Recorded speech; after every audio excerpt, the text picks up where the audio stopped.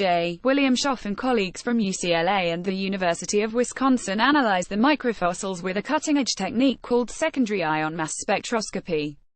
Image via UCLA.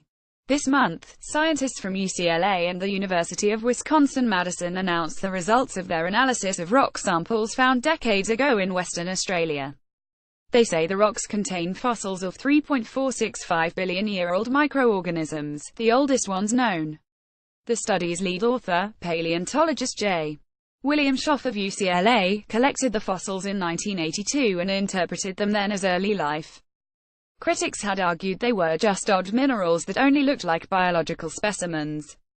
The new study shows that two of the species appear to have performed a primitive form of photosynthesis, another apparently produced methane gas, and two others appear to have consumed methane and used it to build their cell walls.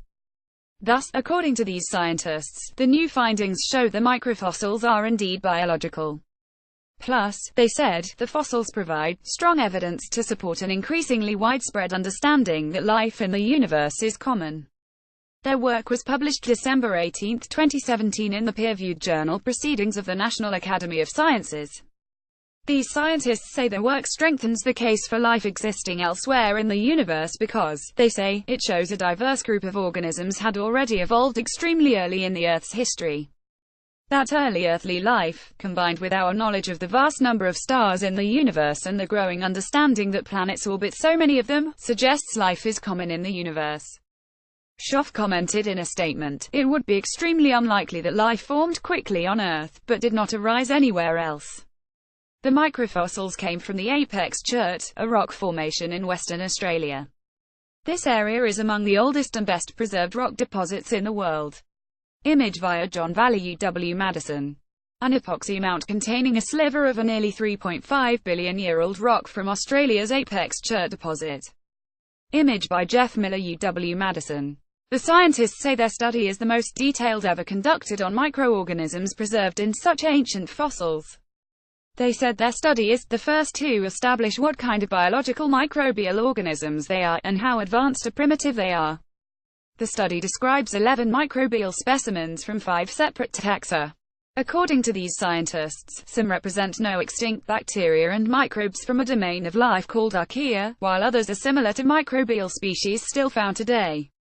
The scientists analyzed the microorganisms at the Wisconsin Secondary Ion Mass Spectrometer Lab WISC-SIMS in Madison. It is one of just a few places in the world where this type of work can be done. Secondary ion mass spectroscopy revealed the ratio of carbon-12 to carbon-13 isotopes in the fossils. The scientists then were able to use this information to determine how the microorganisms lived. The study's co-author, geoscientist John Valley of the University of Wisconsin-Madison, said the differences in carbon isotope ratios correlate with their shapes. Their C13-Toc12 ratios are characteristic of biology and metabolic function. When these fossils were formed, these scientists said, there was very little oxygen in Earth's atmosphere.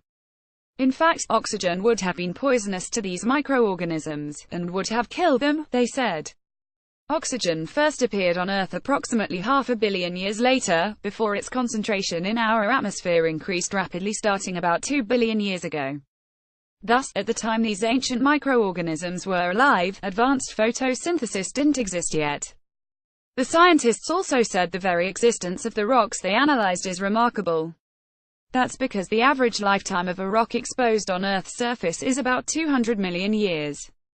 William Schaff commented that, when he began his career, there was no fossil evidence of life dating back farther than 500 million years ago. He added, the rocks we studied are about as far back as rocks go.